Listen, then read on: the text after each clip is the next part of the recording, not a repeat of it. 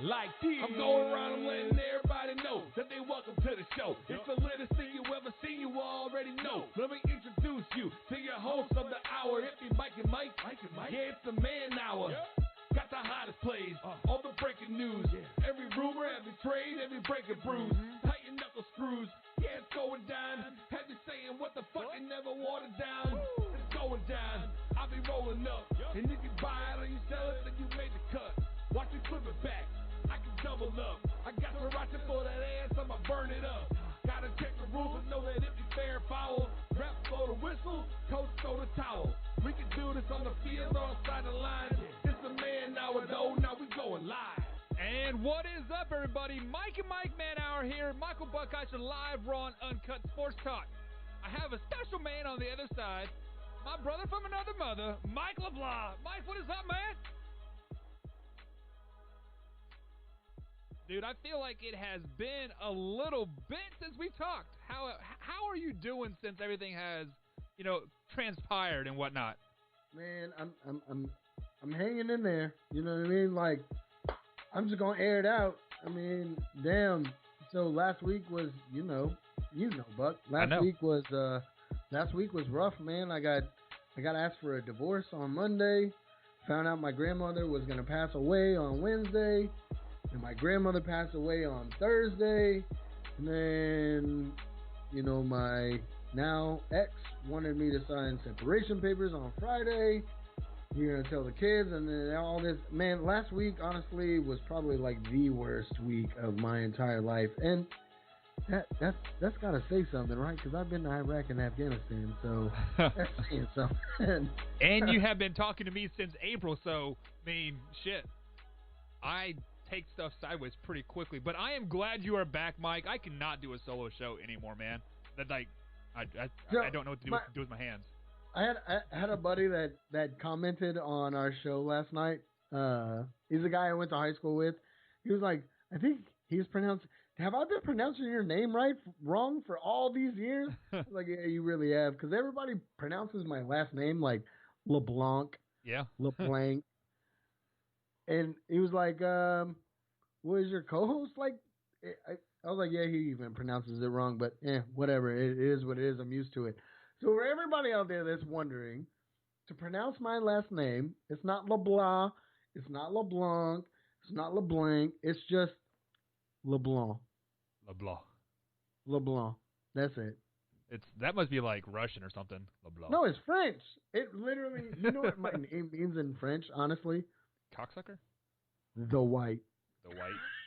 The White. Mike the White. Yeah. Steve. Alrighty, Wadey. What is up, Steve? Here. Yeah, man, I've been talking to you over this past week, too. Steve Deere, shout out to you, brother, man, for being there and listening to me rant. Steve is a really good friend of mine. He knows Elizabeth. He knows my family. He knows my kids. So he kind of knows, like, everything. You know what I mean? But, Steve, thank you for being there, brother. And we are planning a boys' weekend. And, Steve, I cannot wait for that. I really need it. I appreciate it. Back in town? Yeah, the boys are back in town. Let's go. Let's go. So, guys, if you guys did not know, Steve Deere won a $25 Amazon gift card. I believe it was about 2 weeks ago. All he did was listen to some other RTF shows and typed in the keyword, the first one to type it in. So shout out to Steve for getting that. And also, guys, we are giving away some merchandise tonight over here on the YouTube channel. Head over to youtube.com/Mike and Mike Man Hour. Once it comes across the page, all you got to do is do hashtag Man Hour, and you get entered in. And, Mike, there's a little countdown timer on my screen here. We have 16 days, 23 hours, 11 minutes, and 57 seconds till kickoff. Till the NFL kickoff season, man. Oh, my God. Buck, I love this time of year. Ooh, I love this time of year. This is that time of year where you get all warm and fuzzy inside because football is here. You start this is how you know how crack fiends, they're like, right. Need my crack. I need my football. I need my football. Oh man, 16 days, guys, 16 days, and we have kickoff. Man, I cannot I cannot wait. I'm so done with 2020, and I'm so looking forward to football. And I think, we were talking pre-show, like, what are we going to banter back and forth with? What are we going to talk about? I think this is what we can talk about.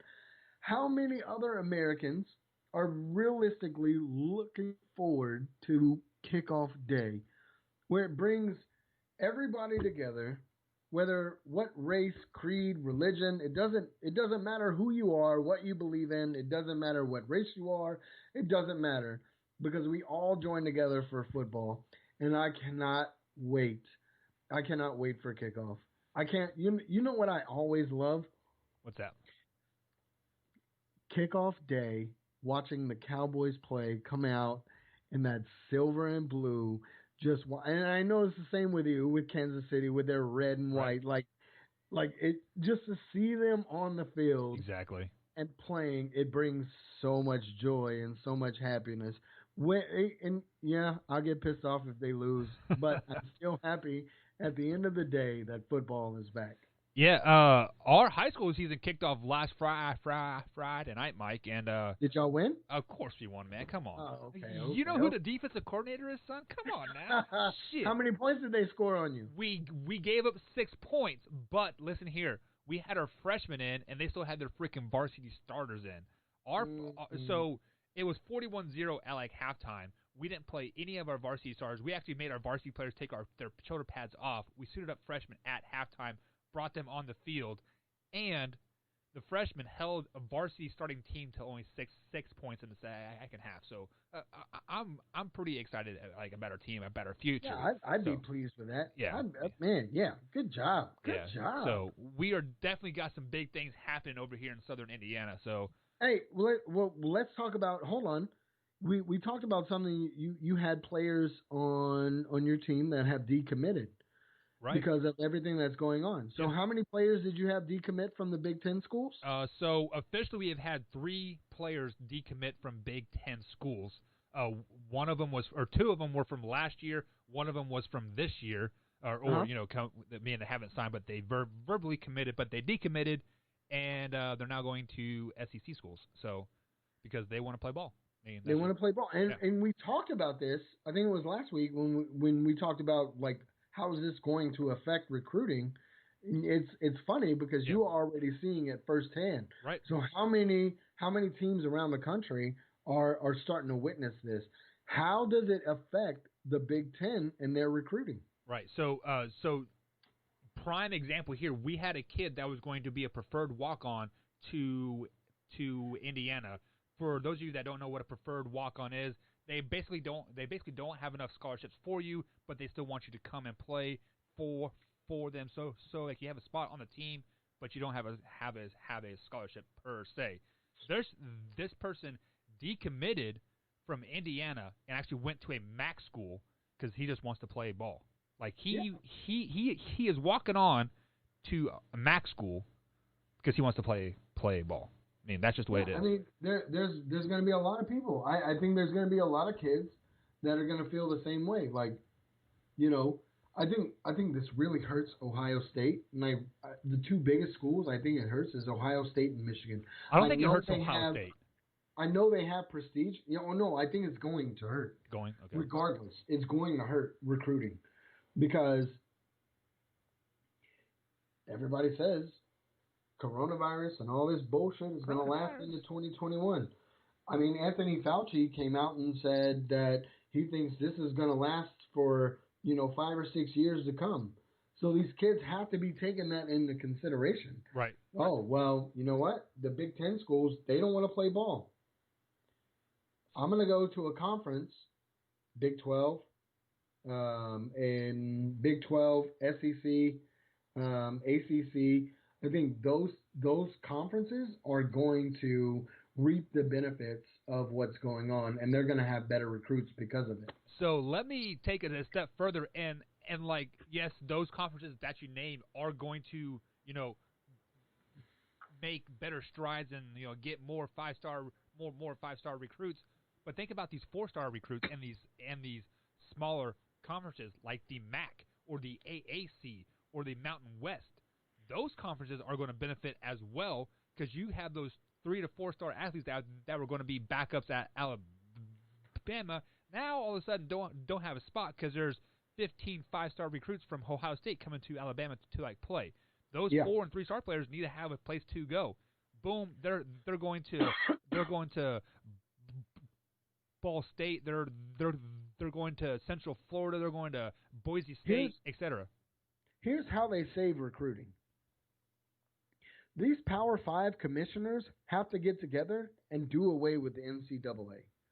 And I read an article on ESPN saying that, is this the end of the NCAA era? It has to be. It has to be, right? Because you have Big Ten parents, you have some Big Ten schools that are petitioning to play. Same with what's the other conference that are not playing? The Pac-12. Yes. Right.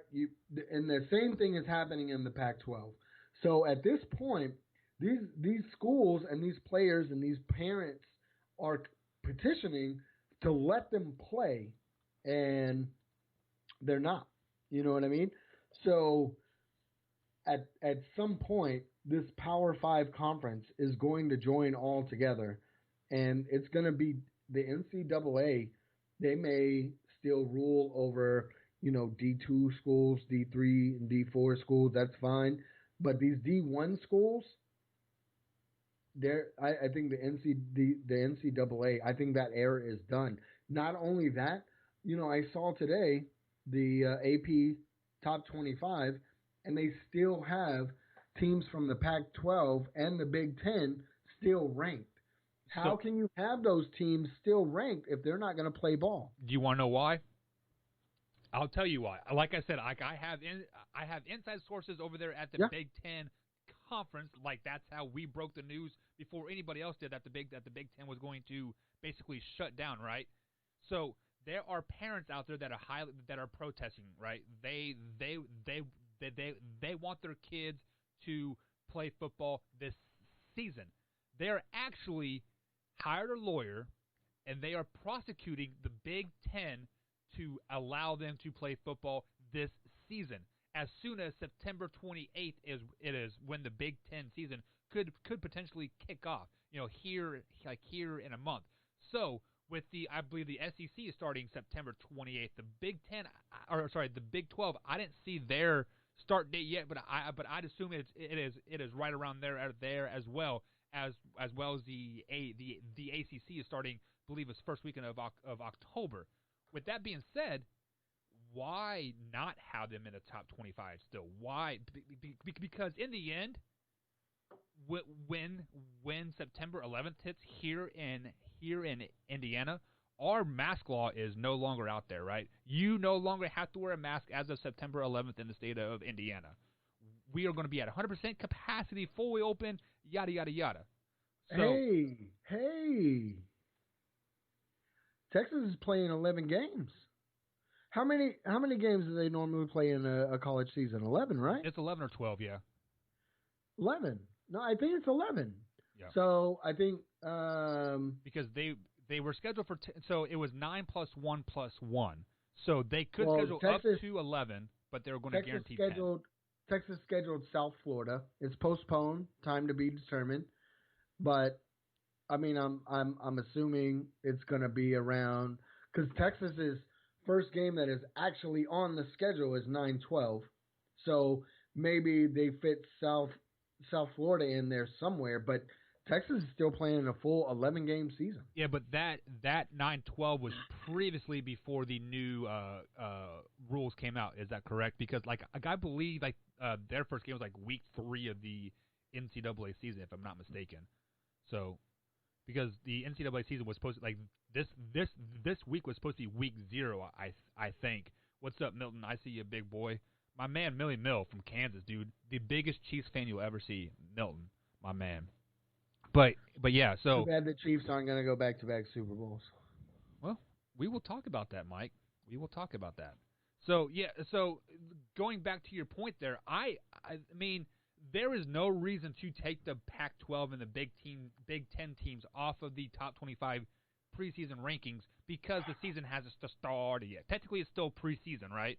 So when the season starts then, right after week 1. Right. Do all of those teams in the Big Ten and the Pac-12 fall off the top 25? Then In theory, you would think they would They would have to. Yeah, in theory, if they don't have any games scheduled in the 2020 season, you would think that they would have to, right? Because technically, you'd be 0-0 throughout the whole year. Exactly, and not only that, if you're going to wait till spring ball, I mean, you can't have them in the top 25. No, you can't. So with that being said, me being a K-State man, this could be the first time in a long time that K-State will finish in the top 25 because there's only 3 conferences. So K-State gets in the top 25 by default. Yeah. Hey, and a playoff berth. No. Why not? No. K-State is not going to get a playoff berth. So Milton says KU only has a KU. That's the Kansas Jayhawks. We're non-Big 12 fans. He says they only have 6 games scheduled. And he says me being realistic, they only won't, but who knows? I'm not for sure what you meant by that, Milton. My bad. But we are going to take a quick little break here. Wait, hold on. No. KU has way more. If we're talking about Kansas City Jayhawks, they have 1, 2, 3, 4, 5, 6, 7, 8, 9, 10, 11 games scheduled. Is that 6 home games? Hampshire. They have New Hampshire, Coastal. I don't know who the hell that is. Baylor, Oklahoma State, West Virginia, Kansas State, Ohio State, Oklahoma, Texas, TCU, and Texas Tech. And I see 1 win on that list. Yeah, I really do. I see 2 wins on this list. New Hampshire and Coastal. And no. Sorry, man. KU is notorious to losing to Division II teams. Milton, I know you are a KU fan, but I remember, was it a couple years ago, Kansas Jayhawks lost to a Division III school. They came into Lawrence, Kansas, and whooped that ass. It was 42-6. A Division III school whooped ass on a Division I college.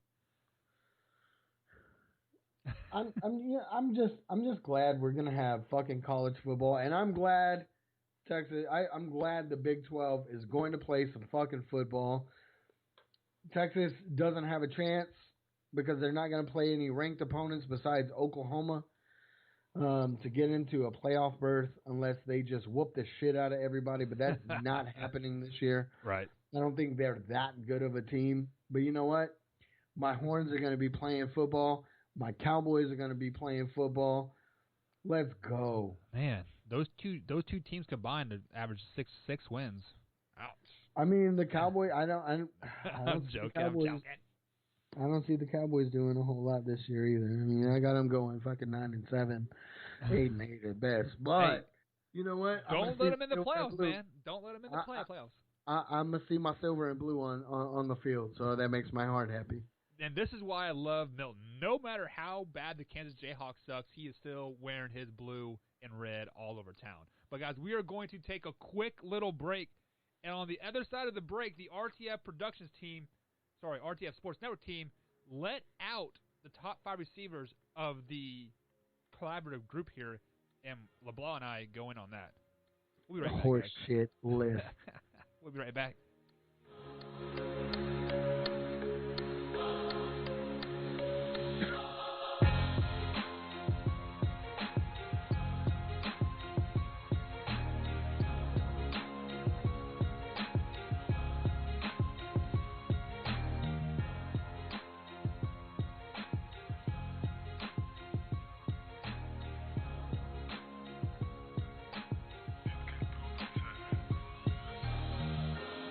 And welcome back to the Mike and Mike Man Hour, guys. Michael Buckheiser with Mike LeBlanc.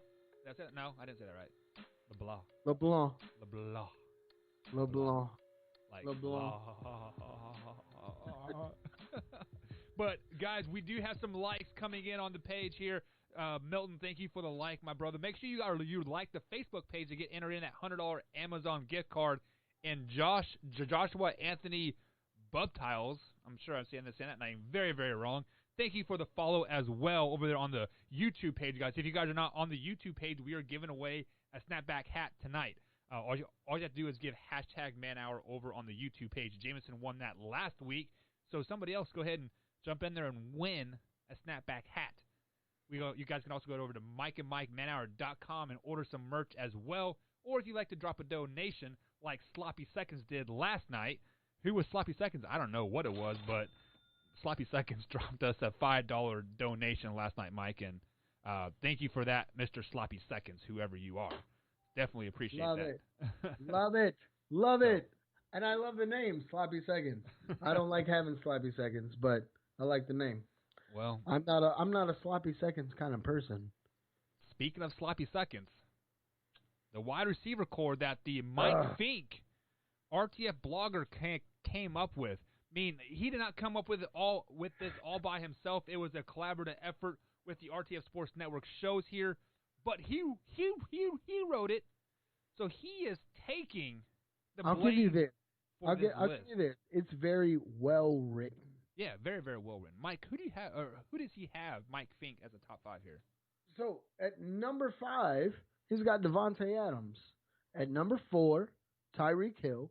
Number 3, DeAndre Hopkins. Number 2, Julio Jones. And number 1, Michael Thomas. First of all, RTF, how dare you leave Mike Evans off of this list? Or how dare you put Davante Adams over Amari Cooper or Deebo Samuel or Chris Goodwin or Mike Evans or Tyler Lockett? Whoa. Davante Adams is not a Tyler Lockett. He's not an Amari Cooper. He's not a Mike Evans. He might be better than Chris Goodwin. But Mike Evans, Amari Cooper, and Tyler Lockett? No, sir. No. I disagree with Davante Adams even being on this top 5 list. So Davante Adams is a number 1 receiver on the Green Bay Packers, and he does have Aaron freaking Rodgers throwing him the ball. Aaron Rodgers does have a chip on his shoulder this season, so I could definitely see him doing big things. But we are all judging what we off of this list from last season, right?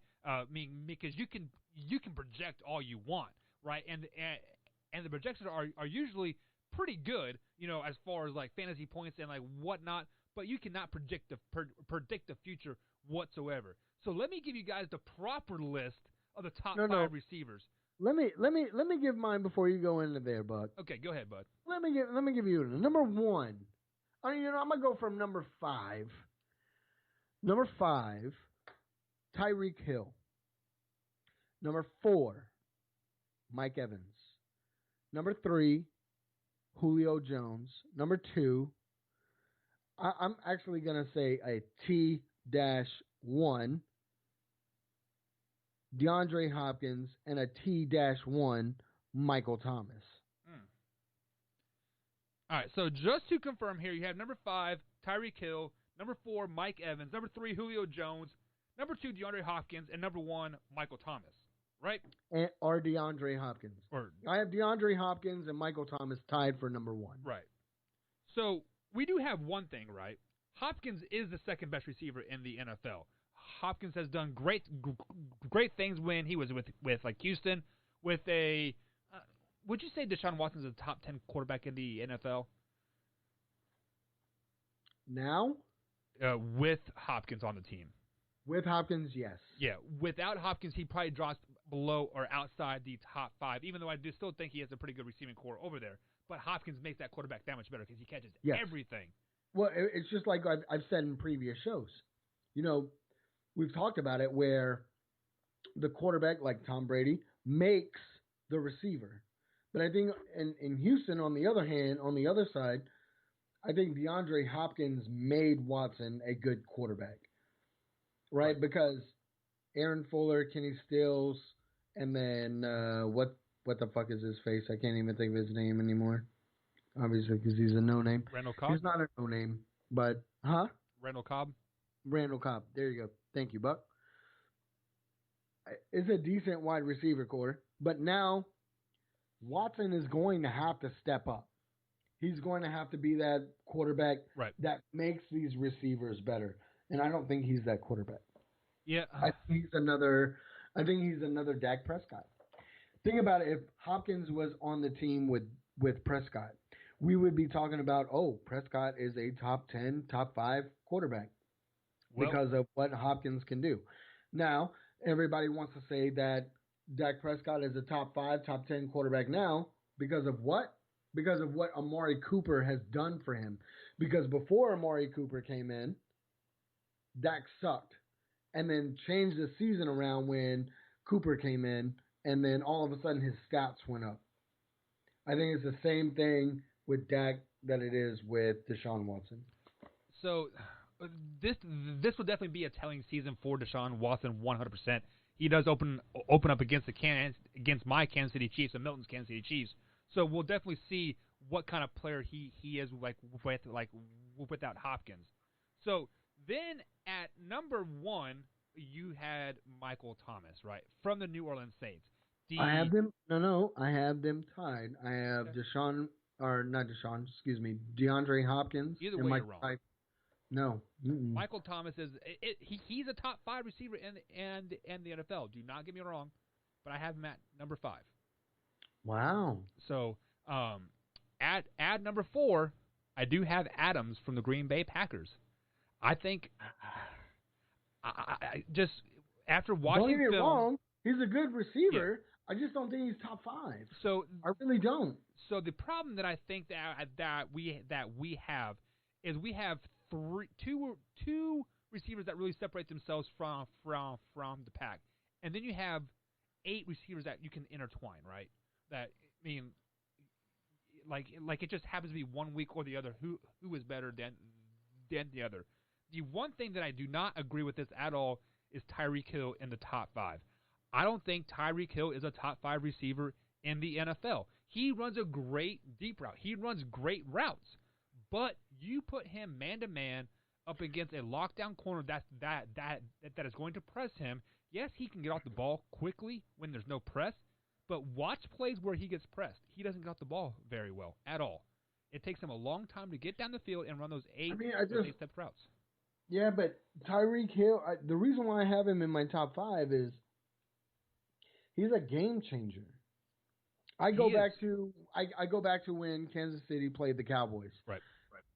And right before fucking halftime, Cowboys were up.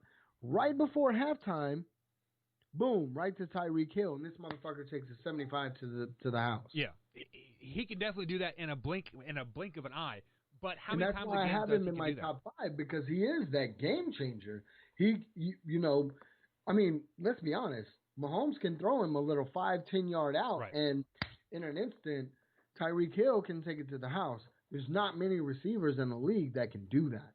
There are starting to be more because Tyreek Hill and Julian Edelman kind of made that 5-10 guy short shitty guy a big deal in the NFL.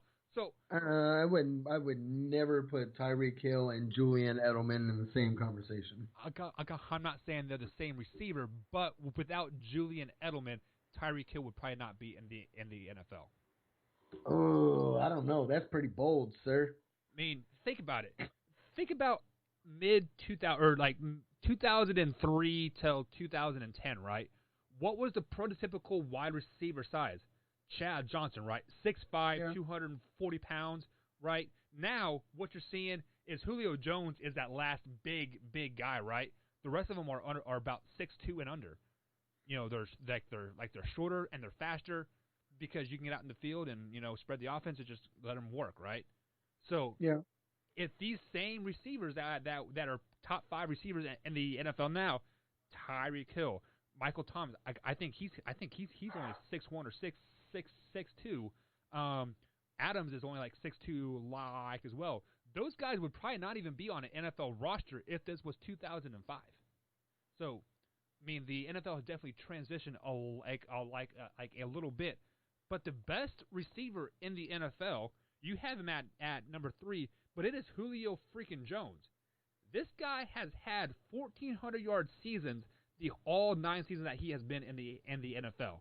Last year was his lowest output. I think he had 1,401. So when you are consistently getting 1,400 yards every season, year in and year out, with Matt Ryan is not a bad quarterback by any means whatsoever, but I wouldn't put him as elite status. I wouldn't put him as a top 10 quarterback in the NFL. So Who, Matt Ryan? Yeah. No. Yeah. So the problem with Julio Jones, the knock on Julio Jones is he doesn't get in the end zone.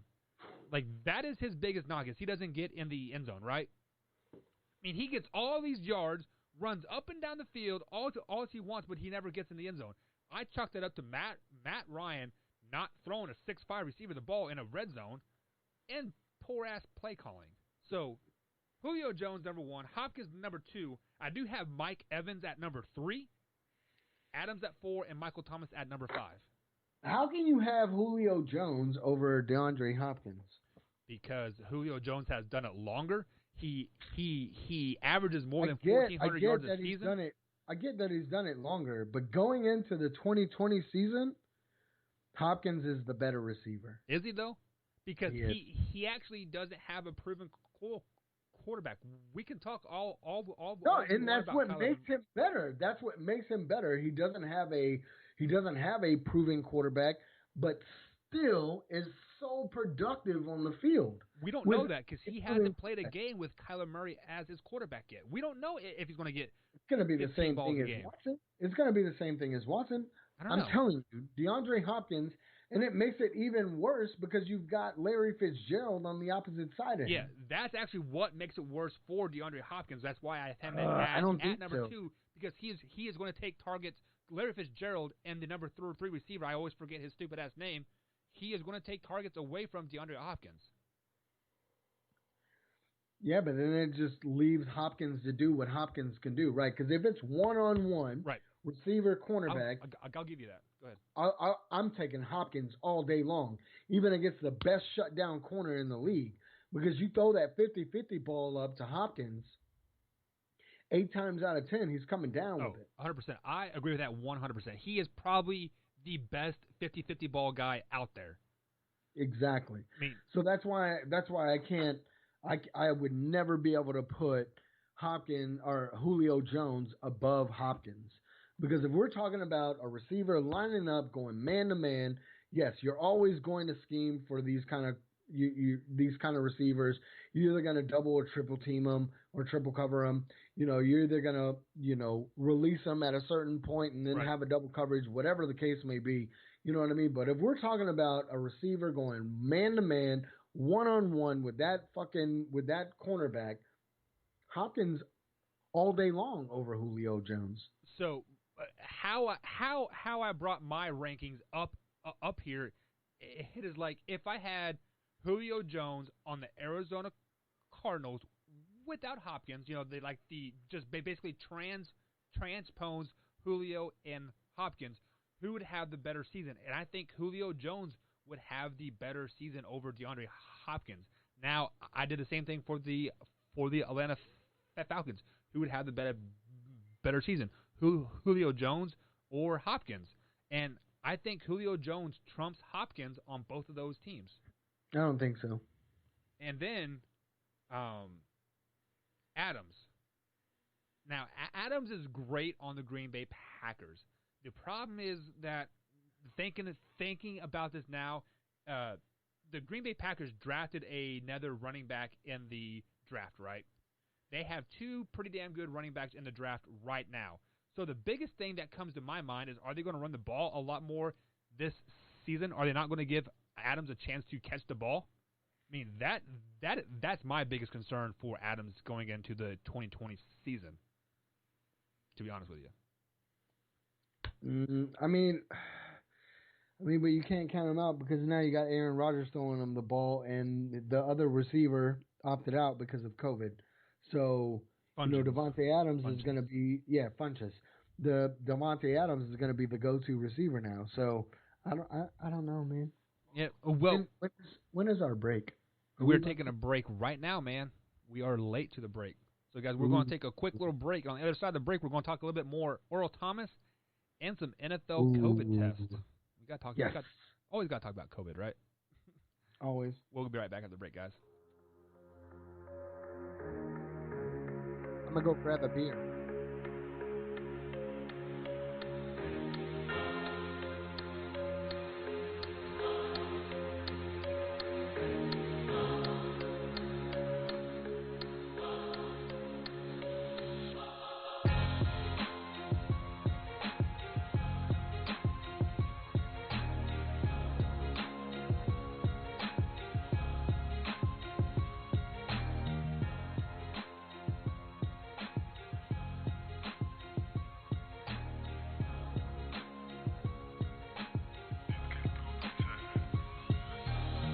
And welcome back to the Mike and Mike Man Hour, guys. Michael Buckheister here, coming with you live, raw and uncut sports talk. You guys can head over to the MikeandMikeManHour.com and pick up some snapbacks, some hoodies, or some T-shirts as well. If you don't like any of that, feel free to drop a donation in there as well, like Sloppy Seconds did last night, that $5 note for us. Thank you very much, Sloppy Seconds.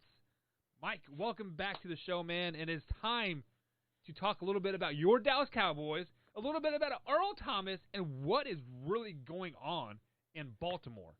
So as you guys know, go ahead. Well, I found it really interesting today. Baltimore releases Earl Thomas,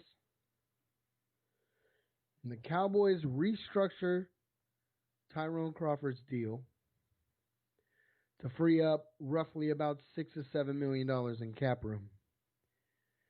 Now, I saw the report, and they said, oh, it's to clear up cap room so we can sign Dak Prescott at the end of the season. But why are you clearing up cap room now with that when you probably could have done it earlier to go ahead and sign Dak Prescott to that long-term deal? I find it really interesting that they did that today when Earl Thomas, Flashback. Earl Thomas was released. I mean, it makes you think. I mean, yes, we've got Clinton Dix, but I mean, let's be honest. Earl Thomas is a huge upgrade from Dix. Right. So, I don't know. Do you read between the lines? Or because it's already come out that Dallas is the front runner for Earl Thomas. I mean, they were trying to get Earl Thomas last season before he went to the Ravens. Right. Earl Thomas has already gone to last season or the season before? He ran up to Jason Garrett and said, hey, y'all come get me. Earl Thomas wants to play for the Cowboys. That's widely known. Hometown hero. Yeah. That's his hometown team. So, and he's getting released because of detriment to the team because he got into a fight. Right. And it spewed over longer than what it should have. So you already know that whatever team signs you, you're going to take a discount now because you are a detriment to the team. You're a virus in the locker room now. Allegedly. Right. Allegedly. So, right? But that's the perception. So you as a Cowboys fan, you can read in between the lines all you want. You basically want to upgrade your defense, a already pretty good defense. We said it's top 5 over and over and over again. Adding Earl Thomas, the old Earl Thomas, with the Seattle Seahawks would be great. But let's be realistic here. This will be Earl Thomas's third team in 3 years. You know who else went to 3 teams in 3 years? Randy Moss. Over the hill, Randy Moss. What did he do? He actually went on 3 teams in 3 different weeks, like his final season. You know, buyer beware of this. End of the road for Earl Thomas? Well, what's that? You think it's the end of the road for Earl Thomas? He is like 33 years old. He is coming off a broken leg 2 years ago, right? It was a broken leg, right? And yes, he did have a good season. Let's be honest. The safety position, your body isn't getting banged up like it is with a linebacker, line, or running back, or quarterback. True. Even a receiver. Your body's not getting banged up like that. That's why Ed Reed was able to play so long. Because Ed Reed, all the way until his last season with the Ravens, was still Hall of Fame status, still All-Pro. Right. I give you that. But also, Ed Reed did not change teams 3 times in 3 years. No, Ed Reed always stayed with the same team. Exactly. I mean, but Ed Reed, I'm not comparing Ed Reed to Earl Thomas. Ed Reed was a class act on the field and a class act off the field. He was a mean motherfucker, let's be honest. He was. But he was mean. He was a mean motherfucker in between the lines to the people who was opposite side of him. Right. You know what I mean? He was an amazing teammate, and, you know, off the field, he was a class act. Yeah, so let's go ahead and read between the lines here, okay? So, like I said, like Earl Thomas, this will be his 3rd team in 3 years. He got kicked off the team for fighting during training camp. like I said last night, if you are not fighting during training camp, during football practice, something is wrong. You are not working your ass off, right? You are not in each other's face pushing yourself to get better. Iron sharpens iron at the end of the day. With that being said, if the Baltimore Ravens, they have a $10 million cap hit on Earl Thomas this season, which they are filing a grievance to get that cash back. They would have not released him if they did not think they were going to get that cash back. What I'm trying to say here is, they think Earl Thomas is not worth his $10 million this coming season. Why else would you kick a guy off the team that could potentially be top 10 safety in the league? Well, I mean, the senior players or the players board or whatever for the Ravens, he came out in a report that they didn't want him on the team. Yeah, when your teammates give up on you, the organization has no choice but to let you go. So, but what I'm trying to say here is that the organization could have got something out of Earl Thomas. If they really didn't want him on the team, you do not come out and say nothing about this. You put him on the trading block. You get a first-round pick. You say, hey, Earl Thomas is the top 5 safety in all of NFL. Who wants him? We'll take a first-round pick. We'll take a second-round pick, right? But you just flat-out release him and take a $10 million hit on the cap. Something else is bigger going on there in Baltimore. And the fact that they filed a grievance to get that $10 million back means that Earl Thomas is probably over the hill. Why else would you not try to trade him? Why else would you put all this stuff out there and basically say, hey, this guy is a cancer, this guy is a problem? I mean, by kicking him off the team, by saying detrimental to the team, it is saying that, hey, this guy is a cancer. This guy is Antonio Brown, right? Like, that's basically what it comes down to. And as Antonio Brown signed yet? Absolutely not. He's still a free agent. Hell, Dez Bryant is going to get a job before Antonio Brown is, at this point.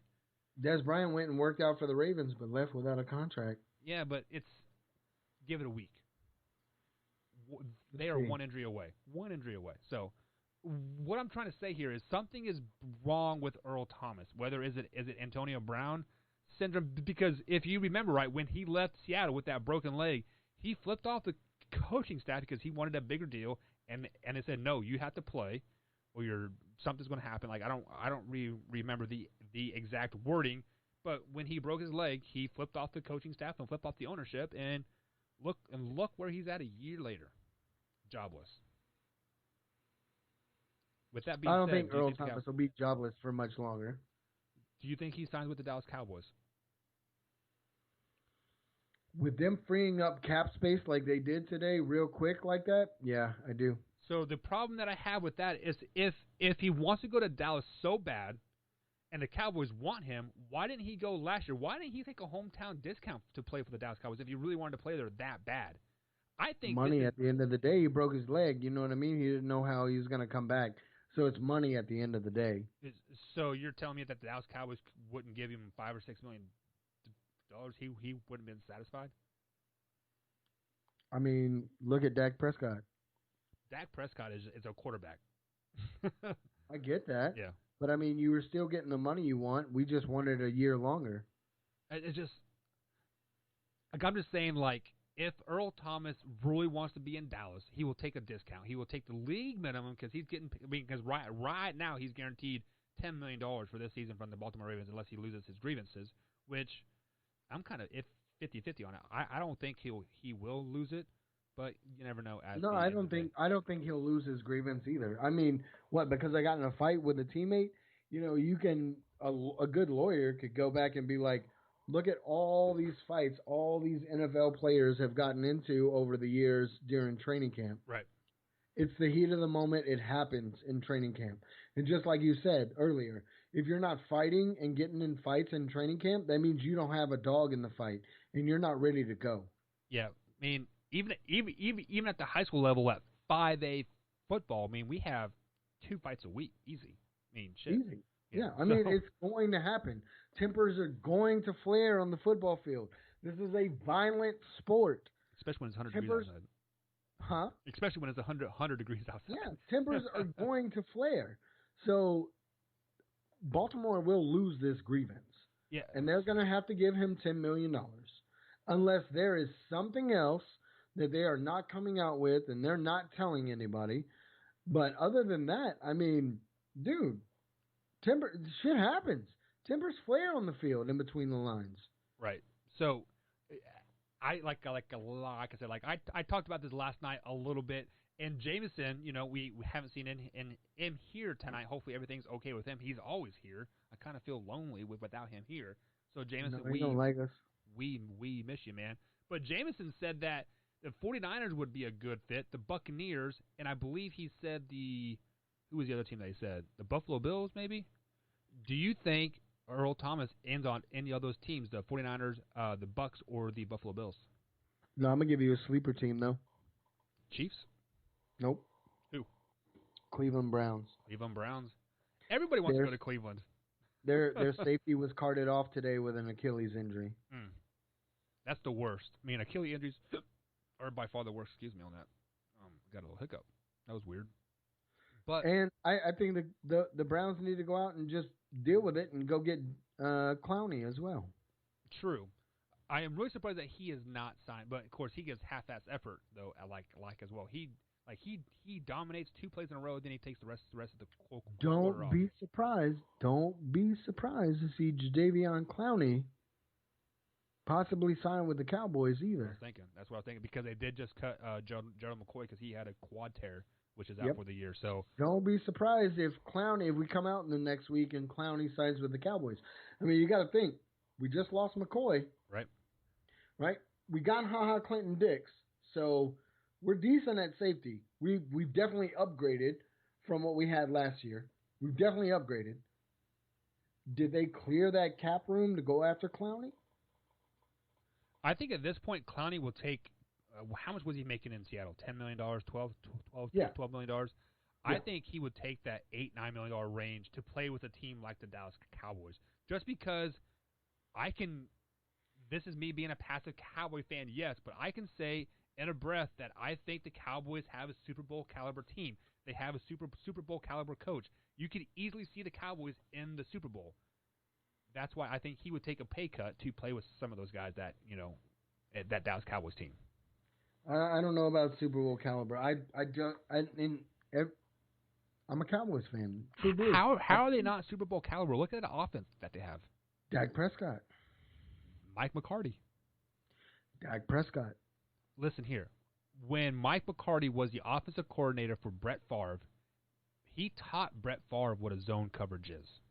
Right? Yeah, but, until you can prove that you can beat playoff teams and you can beat above 500 teams, I don't have faith in you. Well, you know what? You don't have to have faith in Dak Prescott because guess who we got on the bench? Andy Dalton. We got the Red Rocket. Rocket is talking up the Cowboys. Oh, I saw a report today. He should be. He is. This is a Super Bowl team. I would not be surprised if we're in the Super Bowl. Which I get it. But Dak Prescott has to come out and prove that he can beat a playoff team. So if the Cowboys are not Super Bowl bound, we both have said the Seahawks. What other team in the NFC could possibly be a front runner? The Saints. We said their playoff record sucks. It does, but I think the Saints. They have 3 playoffs wins with Drew Brees. They have 2 playoff wins besides Drew Brees besides that Super Bowl run. I still think the Saints are front runners, and don't count. I'm a closet Packers fan, so don't count out my Packers yet either. Don't count them out till week 3. No, don't count them out until they're out. They are out week 3. Aaron Rodgers says F you, and he goes to Cleveland, and that's where all the good athletes go to die. If Earl Thomas goes to Cleveland, his career's over. If Dez Bryant goes to Cleveland, his career's over. Aaron Rodgers, I promise you, if Aaron Rodgers leaves the Packers, he's going to the Cowboys. 100%. Dallas or the Buccaneers, I think Jameson said that the Buccaneers will be the new retirement destination for these players that have a couple years left in them, right? But let's move on. We haven't talked COVID tonight, so we might as well slide some COVID in there, right? So the Cleveland Browns. I saw a thing earlier today. Not a thing. It was Trump was accepting his presidential, or not his president, but his Republican nomination. Um, and this motherfucker really, like, don't get me wrong, I am supportive of Trump. I like his America First attitude. I like his policies. He's a fucking man child, and he rants and he raves, and he's a little fucking crybaby. Okay? But this motherfucker said, literally, oh, I'm in West Virginia, but after November 4th, all this COVID stuff's gonna go away. What the? You can't just fucking put that shit out there. Facts Like, are facts, Mike. I get it. I get it. You know, you can't just put that shit out there. Because now it's like, does it make you think, like, when the election happens, is COVID going to go away? It is. And I'm going to tell you in the 2-minute warning, Mike. That'll bring us to the 2-minute warning. And tonight in the 2-minute warning, as you guys know, the Cleveland Browns and the Buffalo Bills practices were shut down earlier or late last week because of a rash of COVID tests. Well, those tests that were sent to a centralized testing location come back all positive. They had roughly a 40% positive rate. Those same tests were sent to local testing things, and 0.4% of them came back positive. 1 out of 500 tests come back positive. Guess what, guys? That centralized testing location's owned by a Democrat. You know who's not a Democrat? President Trump. And he flat out just told you COVID is going away here in a month. Flat out told you. COVID has been a hoax since day one. COVID has been overrated since day one. I mean, I got diarrhea right now. Does that mean I got COVID? No, it's because I had fucking Chinese food for lunch. That's exactly what it is, Mike. So, when you have such different texting things from one testing location that's owned by a Democrat to a localized state testing that's owned by Republicans, right? Or ran by Republicans, and there's a 40% positive rate and then a 0.4, that's 39.6% difference in positive tests, Mike. What is up with that? I don't think that's the only place that's just happening. I think that's happening all across America, and that's why our COVID tests look so high. I mean, think about it. Like, if you fall out of a window, if you die, they're gonna blame it on COVID. You know who else died from COVID? I have a friend who his grandmother passed away from kidney failure, but on the death certificate, it was written as she passed away from COVID. You know who else died from COVID, Mike? Who? George Floyd. That's what they said. Did you see the new thing that came out with George Floyd? What's that? So when police pulled him over and he was actually inside the car, he opened it. They have him their body camera or whatever. Right. He had a little white substance on his tongue, and they're saying that's what he died from. Get the fuck out of here. Yeah. This fucking world we're in, man. And dude, fuck 2020. I'm done with it. All right, guys. That is the Mike and Mike Man Hour, guys. Michael Buckeister, Michael blah blah blah. The white man over there. Blah. The white LeBlanc, it's LeBlanc. We'll catch you guys tomorrow, same time, same place. MikeandMikeManhour.com. Go get some merch, damn it. Cheers, fuckers. We out.